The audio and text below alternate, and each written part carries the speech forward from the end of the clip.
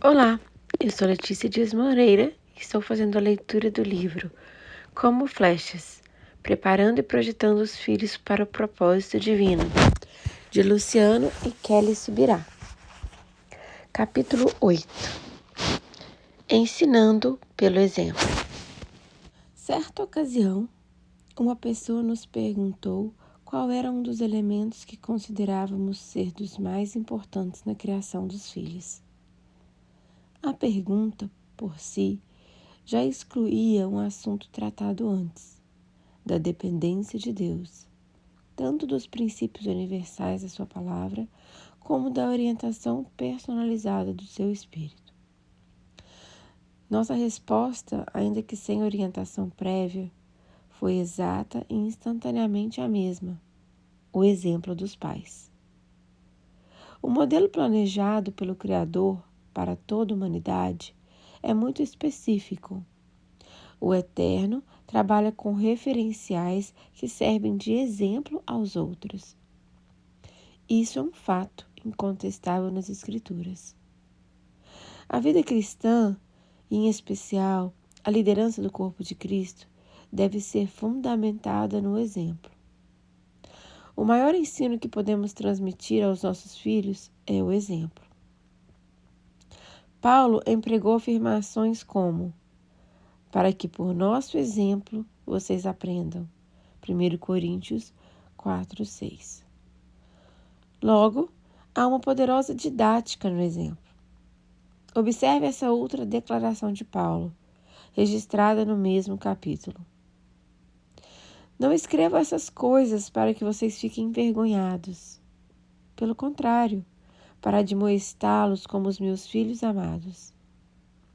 Porque, ainda que vocês tivessem milhares de instrutores em Cristo, não teriam muitos pais, pois eu gerei vocês em Cristo Jesus pelo Evangelho. Portanto, eu peço a vocês que sejam meus imitadores. Por essa causa, eu enviei até vocês Timóteo, que é o meu filho amado e fiel no Senhor, o qual fará com que vocês se lembrem dos meus caminhos em Cristo Jesus, como, por toda parte, ensino em cada igreja. É notório que o apóstolo enfatiza a relação entre pais e filhos, ainda que aplique isso dentro de um paralelo na vida espiritual. Ele reivindicou sua paternidade e os exortou a serem seus imitadores. Mesmo quando ausente, enviou seu discípulo Timóteo, não apenas para comunicar instruções, mas para fazer que eles recordassem seus caminhos, ou seja, seu exemplo de conduta. Na perspectiva bíblica, não é o padrão de liderança cristã que é reproduzido pelos pais. Muito pelo contrário, é o padrão da paternidade natural que é aplicado na liderança cristã. Mais adiante, na mesma carta, encontramos outra declaração semelhante. 2 pontos. Sejam meus imitadores, como também eu sou imitador de Cristo. 1 Coríntios, capítulo 11, verso 1. O apóstolo, ao chamar seus filhos espirituais a imitarem seu exemplo, aponta que ele, por sua vez, também te espelhava no exemplo de Cristo. Entretanto, o que não se percebe lendo apenas a instrução de Paulo aos crentes de Corinto é que foi o próprio Jesus quem autenticou o padrão. 2 pontos. Depois de ter lavado os pés, Jesus pôs de novo as suas vestimentas e, voltando à mesa, perguntou-lhes: vocês compreendem o que eu fiz? Vocês me chamam de mestre e de senhor e fazem bem porque eu sou. Ora, se eu, sendo senhor e mestre, lavei os pés de vocês, também vocês devem lavar os pés uns dos outros, porque eu lhes dei o exemplo, para que, como eu fiz, vocês façam também. João, capítulo 13, versos 12 ao 15. Se o próprio Senhor Jesus ensinava por meio do exemplo, não apenas por meio de palavras, como questionar a eficácia de tal pedagogia? As Escrituras ordenam que sigamos o exemplo de Jesus. E vale ressaltar, as orientações bíblicas nesse sentido são recorrentes. Pedro, em sua primeira epístola, escreveu: foram chamados, pois também Cristo sofreu no lugar de vocês, deixando exemplo para que vocês sigam os seus passos. 1 Pedro, capítulo 2, verso 21. João, o apóstolo do amor, também registrou o mesmo princípio. Quem diz que permanece nele, esse deve também andar assim como ele andou. De 1 João, capítulo 2, verso 6. Paulo, como já vimos, também pontuava a importância de reproduzir o modelo do Mestre. Tenham entre vocês o mesmo modo de pensar de Cristo Jesus. Filipenses 2:5. Isso deixa evidente que não havia dúvida entre os primeiros seguidores de Cristo acerca das instruções de seguirem o seu exemplo. Atribui-se a Albert Schweitzer, teólogo e médico alemão do século XIX, a seguinte afirmação: dar o exemplo não é a melhor maneira de influenciar os outros, é a única. Acreditamos que tal constatação da eficácia da influência no comportamento humano é apenas a confirmação da veracidade da palavra de Deus. Falando honestamente, nem há necessidade de conhecer a Bíblia para chegar a essa conclusão. Basta uma boa dose de observação do comportamento humano. Sêneca, filósofo espanhol e proeminente escritor do Império Romano no primeiro século, afirmou que é lento ensinar por teorias, mas breve e eficaz fazê-lo pelo exemplo. Entretanto, para nós, cristãos, é imperativo reconhecer que se trata de um princípio divino, não apenas da constatação de uma conduta de bons resultados. Quanto ao impacto do exemplo dos pais na vida dos filhos, contrastamos isso ao considerar a repercussão da conduta dos pais em nós, como também ao averiguar o que o nosso comportamento gerou na vida de nossos filhos. Por Luciano. Aprendi em casa, desde cedo, a importância da leitura e do estudo bíblico. A impressão é que esse entendimento parece estar desde sempre dentro de mim. Não recordo de momentos em que meus pais tenham dado uma aula teórica sobre o assunto. Mas entre minhas memórias mais fortes e usuais está a imagem de meu pai lendo e estudando a Bíblia por longos períodos, dia após dia. A figura das Bíblias, em várias versões e línguas, abertas em cima da mesa de jantar, não havia escritório na casa em que fui criado, por isso a mesa tinha múltiplas funções. Todas grifadas, comentadas, até faltarem espaço, são vivas dentro de mim. As contínuas argumentações de meu pai, e os assuntos passavam ou não pelo crivo da palavra de Deus. Suas conversas e discussões com amigos, tudo gritava em alto e bom som acerca da importância da leitura, da meditação, do estudo e da prática das Escrituras. É lógico que em todos tiveram um exemplo em casa. Meu próprio pai não teve, porque se converteu a Cristo depois de chegar à fase adulta.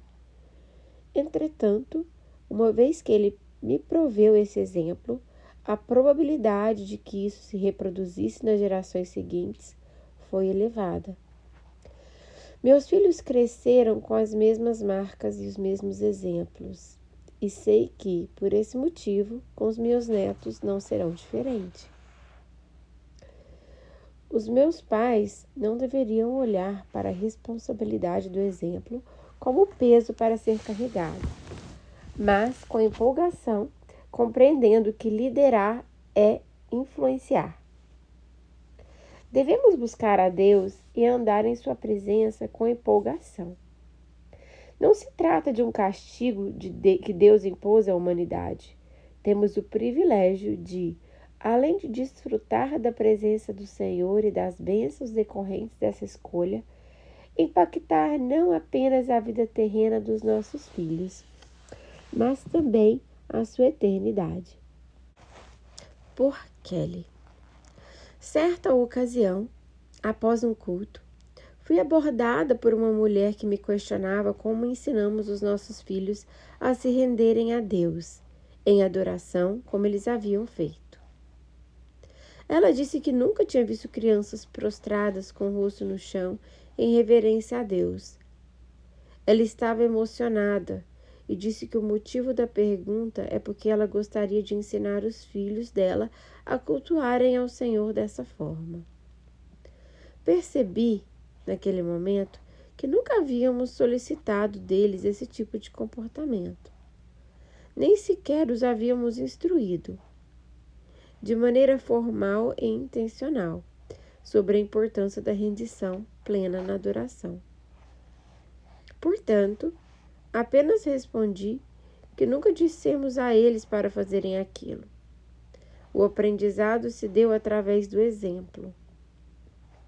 Meu marido e eu, naquele dia, não estávamos prostrados como os nossos filhos no momento do louvor. Mas essa era a forma em que eles nos viram adorando muitas vezes, tanto em casa como também nas celebrações públicas. Ensinamos os nossos filhos a importância do tempo devocional com Deus. Demos instruções verbais a eles. Nossa prática, entretanto, reforçou o ensino e proveu-lhe uma melhor compreensão de que nossa família valorizava essa ação. Tudo o que fazemos diante dos filhos, à medida que crescem, é didático. Se apenas falássemos acerca da importância de relacionamento diário com o Senhor, sem, contudo, lhes oferecer o exemplo, nosso ensino poderia até surgir algum efeito. Entretanto, ao corroborar o ensino pela prática exemplar, produzimos um nível de convicção bem mais profundo. A importância do exemplo está relacionada a todas as áreas da nossa vida. Contudo, se entendemos como pais cristãos que o reino de Deus vem em primeiro lugar, os exemplos da vida espiritual deveriam ter especial atenção. Amar e buscar ao Senhor de todo o coração, honrá-lo com uma vida pautada pelas Escrituras, servir ao próximo e experimentar as manifestações sobrenaturais dos céus em e através de nós, são aspectos do exemplo que procuramos transmitir aos nossos filhos, tanto por preceito como também pelo comportamento. Um ambiente de fé e oração, de decisões baseadas em plena confiança no Senhor, de se pautar o que fazemos para Deus e o que esperamos dele, fundamentados na palavra, costuma produzir resposta. E podemos atestar que nossos filhos sempre reagiram positivamente a esse tipo de estímulo. Por Kelly. Quando Israel tinha 6 anos e Alissa 3, estávamos vivendo um momento bem desafiador. Foi um tempo em que tivemos que exercitar fé e dependência no cuidado e na provisão divina. Na ocasião, estávamos iniciando em Irati, Paraná, a comunidade Alcance. E, ao decidir investir aquele projeto, abrimos mão de salário, plano de saúde e até mesmo da nossa casa própria, que foi investida naquela empreitada. Por esse motivo, ouvi de pessoas próximas, que obviamente se preocupavam conosco, que estávamos sendo insensatos ao abrir mão dessas seguranças. Recordo-me de combater em meu coração a fala, reafirmando a mim mesma, em fé, que estávamos em total dependência de Deus e não seríamos envergonhados. Estávamos firmes em uma convicção proveniente de uma direção clara de Deus para nós. Bem, esse era o contexto. Passemos ao ocorrido. O Israel tinha ido ao banheiro e a Alissa, mais nova, amava seguir o irmão. O Irsa pediu que ela entrasse atrás dele, empurrando a porta, e ela, por sua vez, empurrou de volta. Eu ouvi o Irsa rindo daquilo. Adverti que não podiam brincar assim porque era perigoso. O empurra-purra continuou, e poucos segundos depois foram suficientes para que o mal que eu temia acontecesse. O dedo minguinho direito da Alissa foi literalmente esmagado na dobradiça da porta. Ao ouvir o grito e o choro, eu sabia que era algo sério. Corri para atendê-la e me assustei ao ver o dedinho dela pendurado. Sentei-me no chão para tentar acalmá-la e também tentando me acalmar e pensar o que fazer. Foram uns minutos de reorganização mental em meio ao caos. O Israel ficou assustado com a situação e disse que sabia o que tínhamos que fazer. Ele disse: "Vamos orar, mãe." E o início de uma oração cheia de fé, declarando restauração sobre o dedinho da irmã. Ouvimos um estalo. O dedinho que estava pendurado voltou para o lugar. Lembro-me do Isra dizendo: "Yes, meu primeiro milagre, igual ao meu pai." Na sequência, pedi a um casal da igreja que nos desse carona até o hospital, pois o Luciano estava pregando fora naquele dia.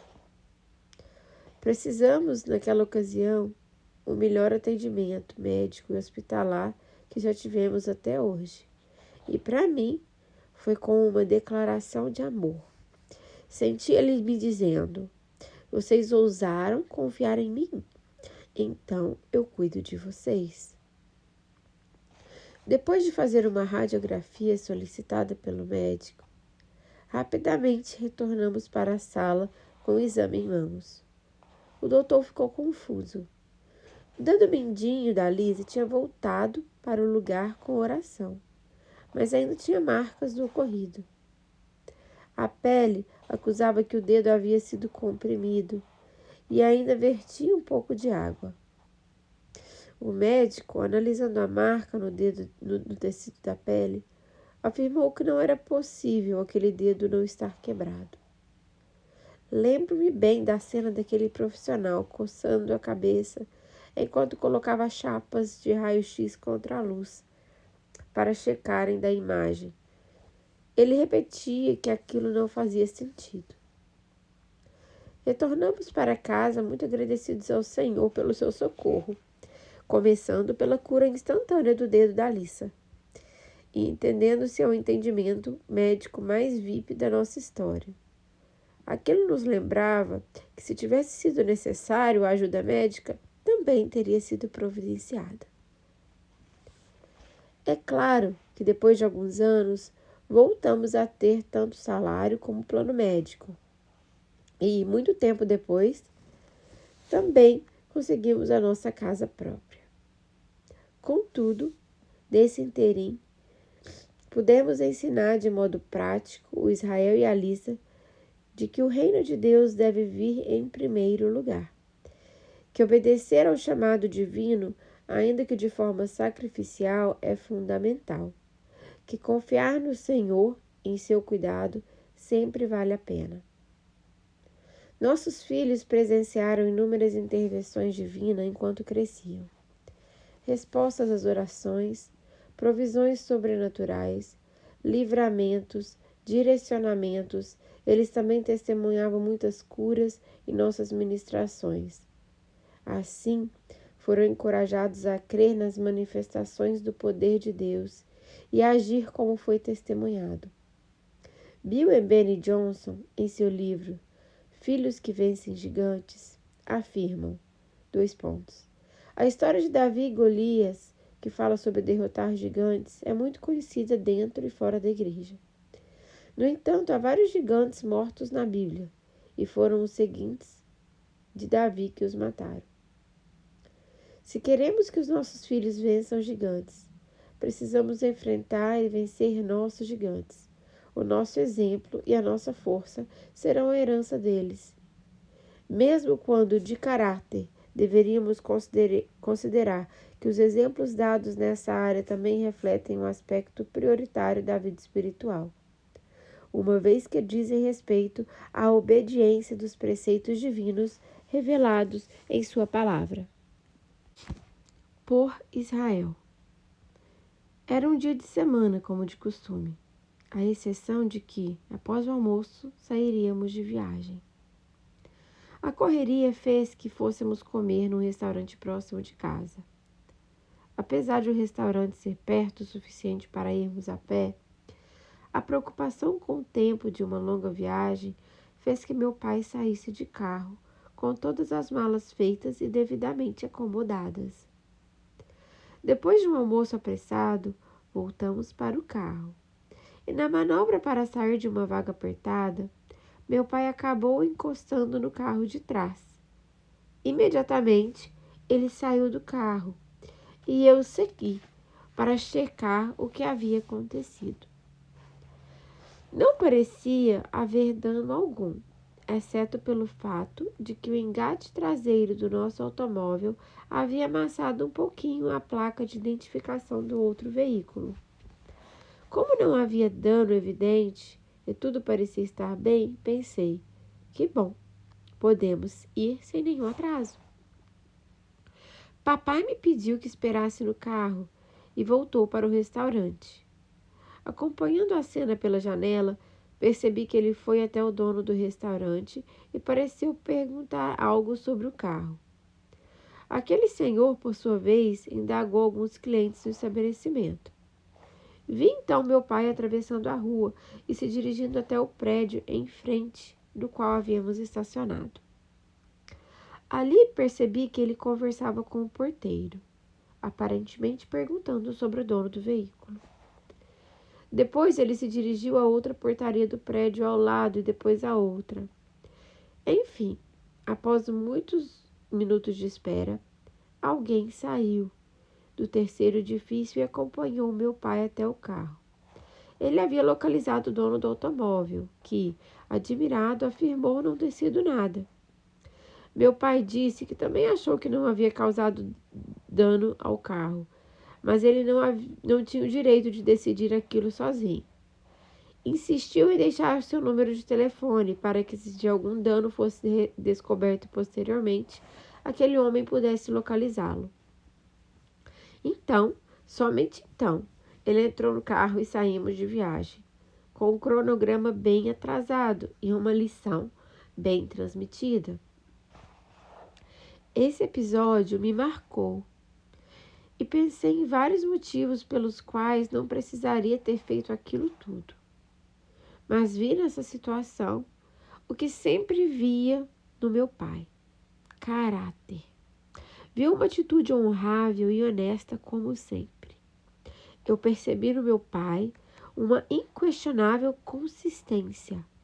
Havia harmonia entre o que ele acreditava, ensinava e aquilo que praticava.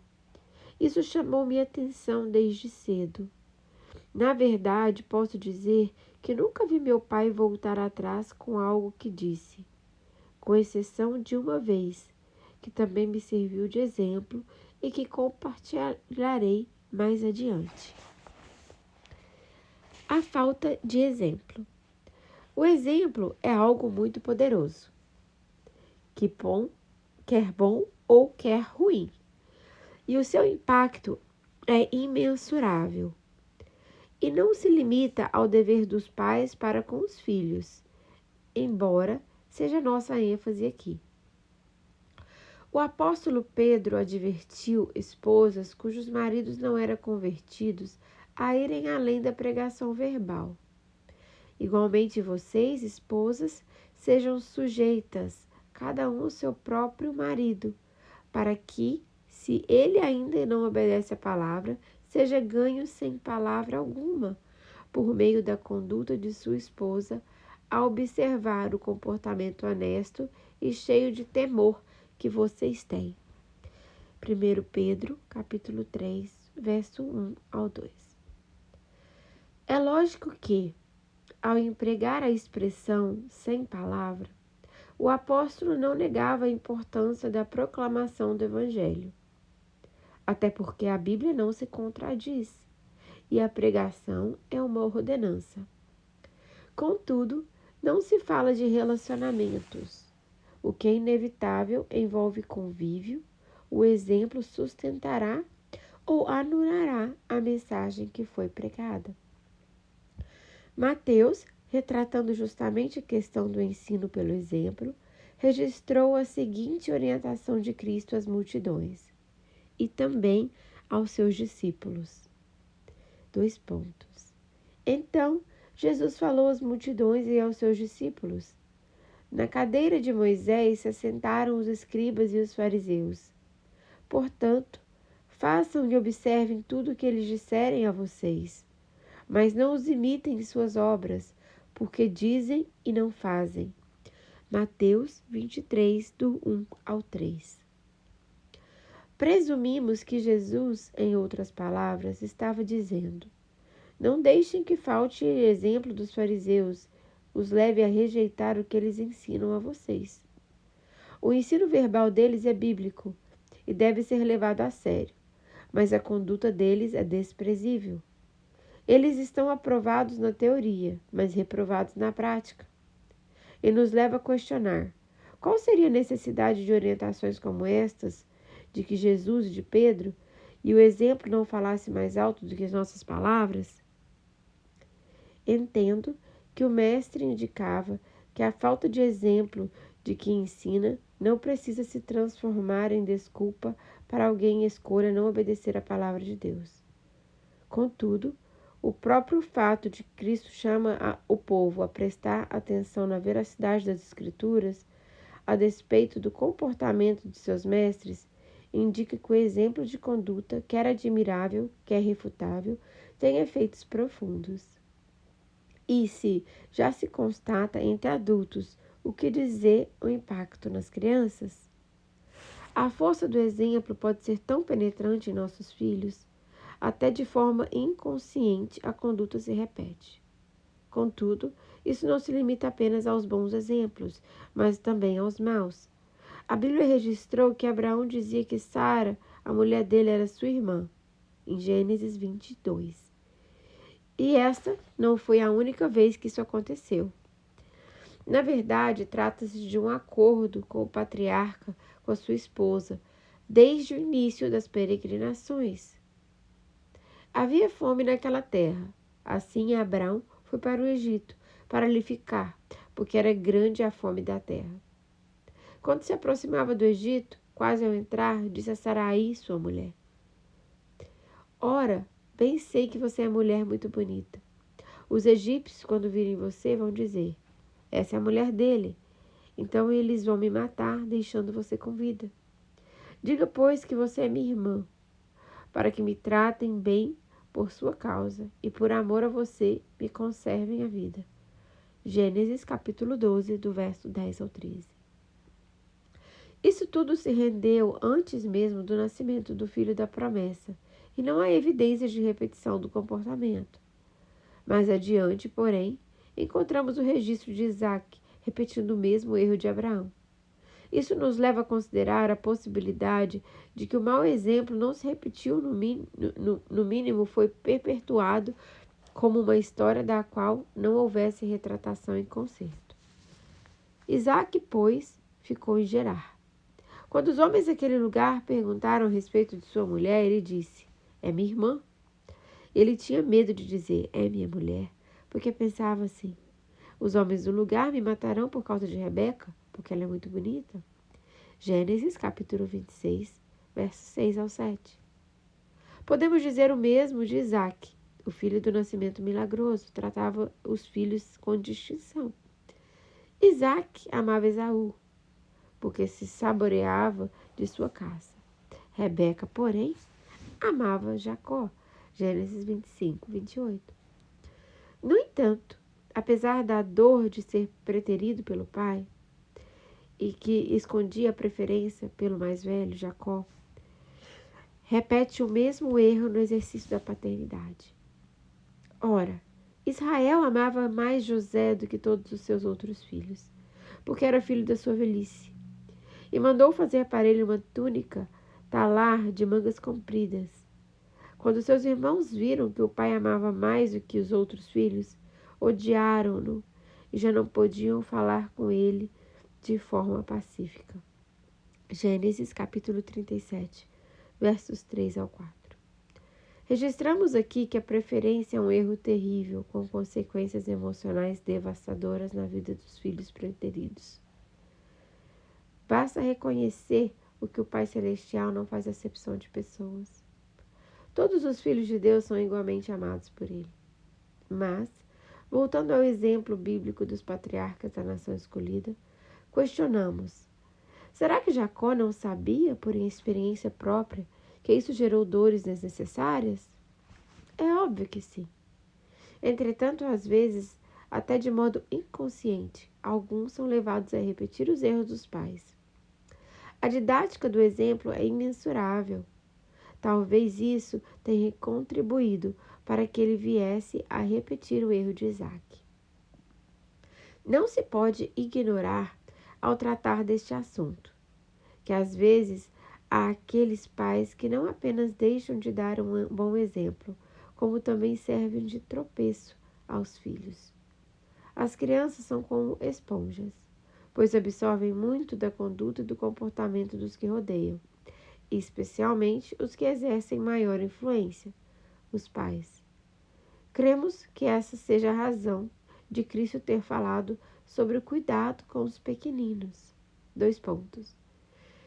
E quem receber uma criança tal como essa, em meu nome, é a mim que recebe. E se alguém fizer tropeçar um desses pequeninos que creem em mim, seria melhor para que pusesse uma grande pedra de moinho e fosse pendurado em seu pescoço e fosse afogado nas profundezas do mar.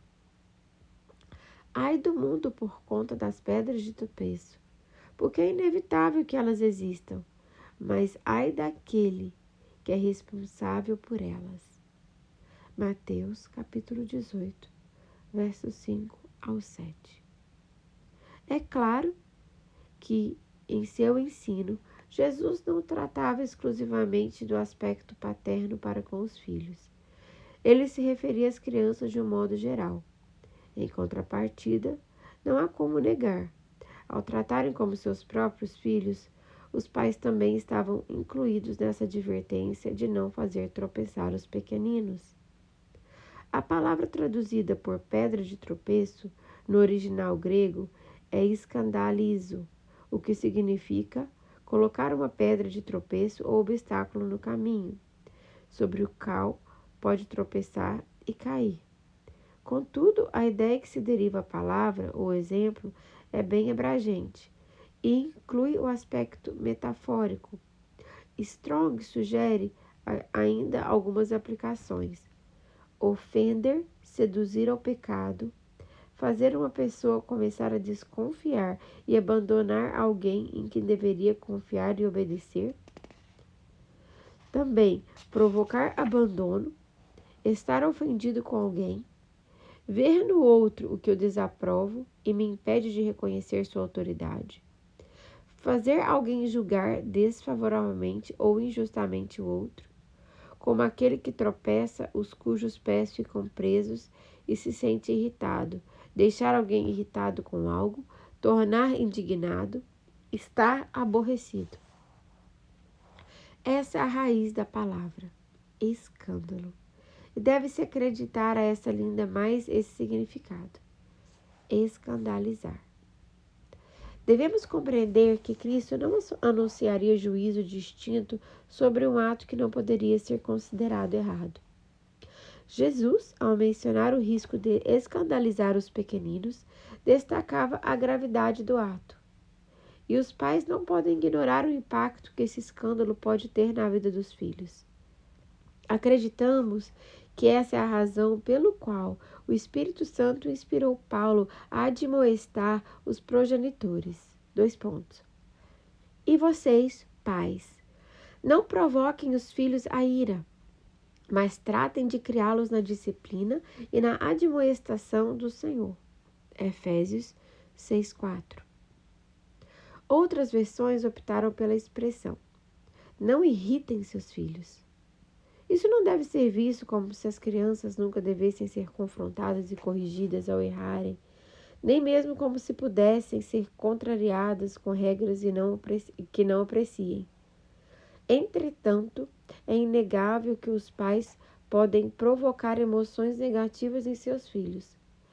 Caso contrário, não haveria motivo para tal advertência. Obviamente, não estamos afirmando que os pais sejam responsáveis por todas as emoções negativas dos filhos. Mas também não podemos negar que, muitas vezes, a falta de uma conduta correta dos pais afetará negativamente os filhos. O mesmo preceito dado aos crentes de Éfeso também foi dado aos cristãos de Colossos. Pais, não irritem os seus filhos, para que eles não fiquem desanimados. Colossenses 3:21. Tal orientação visa prevenir o abuso de autoridade de que os pais se valem de sua posição em atitude de amor, serviço e humildade necessária. Mas também adverte que precisamos de responsabilidade e cuidado no trato para com os pequeninos. Ou seja, a exortação feita por Senhor precisa ser levada a sério pelos pais. Destacamos que, quando falamos sobre o ensinar pelo exemplo, sua eficácia é independente da qualidade do exemplo transmitido. Qualquer tipo de conduta, aprovável ou reprovável, exercerá algum tipo de influência sobre os filhos. Tal constatação deve gerar temor em nossos corações em que criar filhos é a coisa séria. Nosso intento não é colocar um peso de condenação sobre aqueles que no exercício da paternidade falharam ao dar exemplo. Além de advertir e ajudar os que ainda não erraram e evitar esse tropeço desnecessário, esperamos que aqueles que falharam entendam que ainda podem buscar conserto com Deus e a família, dando exemplo mesmo quando se erra. É claro que não somos perfeitos, e nossos filhos, indubitavelmente, nos verão errar. O que fazer nesses momentos assim? Cremos que até mesmo a forma em que consertamos os erros deve ser exemplar. Pedir perdão aos filhos deveria ser evento recorrente na vida dos pais. Talvez os pedidos de perdão, seguidos da retratação por nossos erros, tenham sido, depois de dizer que amavam os nossos filhos, algumas das frases que eles mais nos ouviram repetir.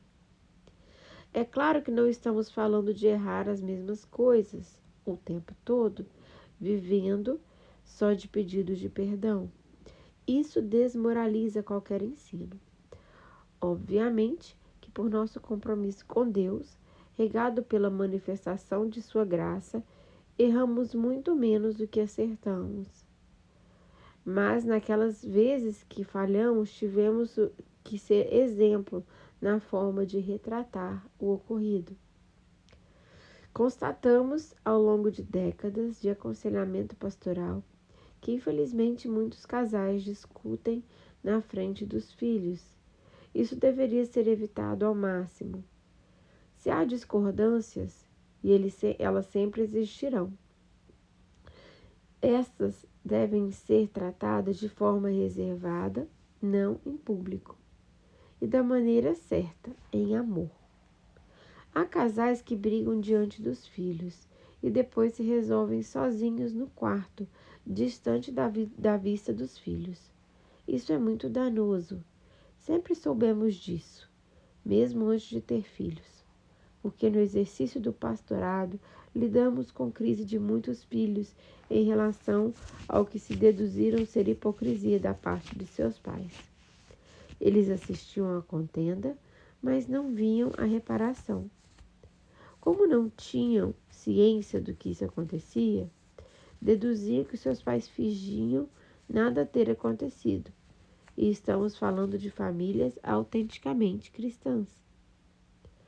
Essas ocorrências nos ajudaram a compreender a importância de evitar conflitos diante deles.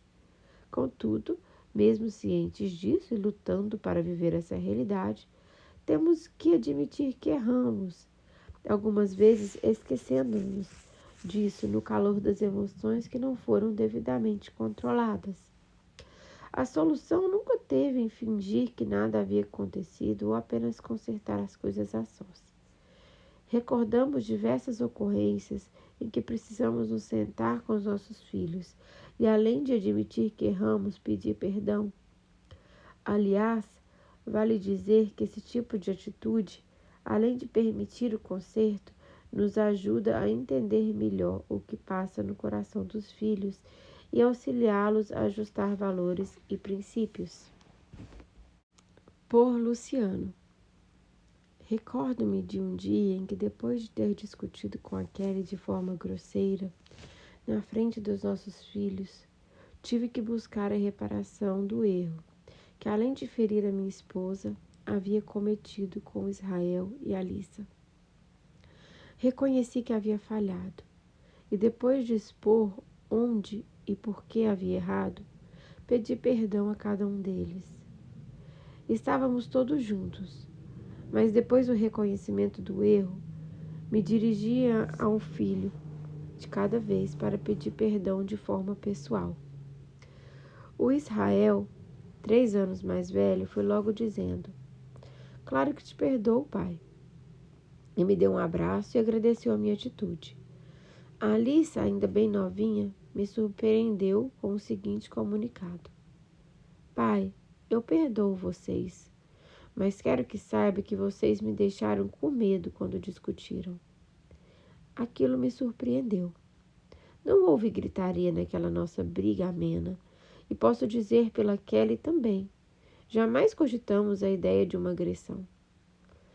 Perguntei à minha caçula por que ela havia sentido medo, e, para minha surpresa, ela respondeu: "Porque eu fiquei pensando que vocês não se amavam mais." Engoli a seco, pensativo, refletindo pela primeira vez o impacto que a conduta paterna pode ter nas emoções dos filhos. E foi ali, naquele momento, que percebi quando nos permitimos ser vulneráveis diante dos filhos, também permitimos que eles se abram. Sem destruir meu momento de retratação, dirigi-me a Lisa na frente do Israel e perguntei-lhe: "Filha, você ama o seu irmão?" "Claro que amo, papai," ela respondeu de pronto. Prossegui perguntando se ela amava pouco ou muito. A Alice garantiu que amava muitão. Então questionei minha garantia de novo: "Mas vocês também não brigam e não discutem ocasionalmente?" Ela ficou com a carinha pensativa por um instante, e na sequência abriu um sorriso no rosto que agora tinha ares de iluminado, e disparou: "Pai, você é muito bom." Todos caímos na risada com aquela reação inusitada. Ela prosseguiu: "Você está dizendo que uma discussão não significa que a gente não se ame a pessoa, não é mesmo?" Frisei a meus filhos naquele instante que eu tinha errado ao discutir com a mãe deles e não queria me justificar pelo erro. Contudo, achei oportuno ensinar que o ambiente de amor não é determinado pela ausência de problemas, mas pelo contrário, por uma grande disposição de resolver os problemas. Aproveitei para prometer aos meus filhos naquele dia que jamais deixaria de amar a Kelly e que nunca me separaria dela ou deles. Aquilo teve um grande impacto na emoção deles. As crianças convivem, mesmo na igreja e em escolas cristãs, como, por exemplo, onde os nossos filhos estudaram, com a realidade de divórcio dos pais dos colegas. Não podemos ignorar que há certas atitudes dos pais que podem gerar grande insegurança neles, e especialmente quando mais novos necessitam de segurança emocional. Portanto, acreditamos que a retratação do erro diante dos filhos não se limita meramente a um pedido de perdão. uma avaliação de danos também deveria ser feita. E juntamente com ela, a reafirmação de valores que, apesar de momentaneamente terem sido comprometidos, serão novamente fortalecidos pela conduta que será sempre retomada, mesmo depois de alguma falha ter ofuscado o exemplo. ênfase bíblica. Ainda que o argumento bíblico da importância do exemplo já tenha sido estabelecido, destacamos que o assunto nas Escrituras, devido à sua recorrência, ganha qualificação de ênfase, não mero status de informação. Paulo escreveu aos santos de Tessalônica: "E vocês sabem muito bem qual foi o modo de agir de vocês, para o próprio bem de vocês, e se tornaram nossos imitadores e do Senhor." Tessalonicenses 1, 5, 6. Observe que o destaque dado ao modo de agir entre os tessalonicenses tem um foco específico, para o bem de vocês. Porque o comportamento dos pais espirituais é benéfico para os filhos? Porque viabiliza a reprodução do exemplo. Vocês se tornaram nossos imitadores e do Senhor.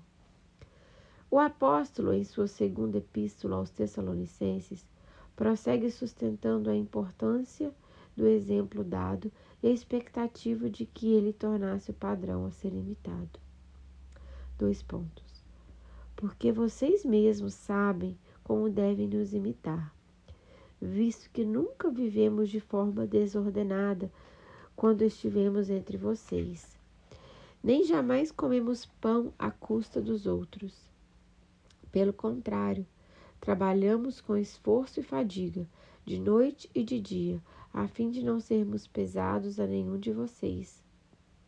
Não que tivéssemos o direito de receber algo, mas porque tínhamos em vista apresentar a nós mesmos como exemplo, para que vocês nos imitassem. 2 Tessalonicenses, capítulo 3, versos de 7 a 9. Podemos destacar ainda outras declarações de Paulo sobre o exemplo. Aos irmãos da Galácia, ele disse: "Sejam como eu sou." Gálatas 4:12. Essa era a didática mais contundente do apóstolo. Os santos de Filipos, ele asseverou: "Irmãos, sejam meus imitadores e observem o que vivem segundo o exemplo que temos dado a vocês." Filipenses 3:17. Desse modo, o apóstolo dos gentios não apenas chamava para si a responsabilidade da conduta exemplar, como também esperava que os outros se levantassem como referência, reproduzindo a pedagogia do seu exemplo, de modo que pudesse alcançar mais pessoas. Entendemos que foi por isso que, movido por mesmos valores, Paulo instituiu todos os líderes a agirem de maneira semelhante. Sua orientação a Timóteo foi clara: seja um exemplo para os fiéis na palavra, na conduta, no amor, na fé e na pureza. 1 Timóteo, capítulo 4, verso 12. Com Tito, um de seus cooperadores, não foi diferente. Seja você mesmo um exemplo de boas obras. Tito 2:7. Somos encorajados pela palavra de Deus a imitar a fé dos que nos lideram. Lembre-se de seus líderes, os quais pregaram a palavra de Deus a vocês, e considerando atentamente o fim da vida deles, imitem a fé que tiveram. Hebreus 13:7. Os filhos deveriam ter nos pais verdadeiros guias. Isso é evidente no mandamento divino aos pais acerca de seus filhos. Tratem de criá-lo na disciplina e na admoestação do Senhor. Efésios 6:4. Não devemos educar nossos filhos apenas para a vida terrena, mas também e principalmente para a vida eterna. Melhor do que o ensino teórico, vazio de prática, é deixar um testemunho de fé que possa ser imitada. O exemplo, portanto, é de relevada importância para todas as áreas da vida dos nossos filhos. Integridade, trabalho árduo, conduta honesta, comportamento relacional, valores morais e espirituais. Perguntas para reflexão. Pergunta número 1. Sabemos que o ensino por preceito necessita ser respaldado por meio do exemplo. Você diria que a educação que tem dado a seus filhos é sustentada por um bom exemplo? Pergunta número 2. Há alguma área específica que você reconhece que deveria corrigir para evitar a hipocrisia e poder ministrar melhor a seus filhos? Averiguamos que, mesmo sendo imperfeitos, ainda podemos servir de exemplo, até mesmo quando erramos.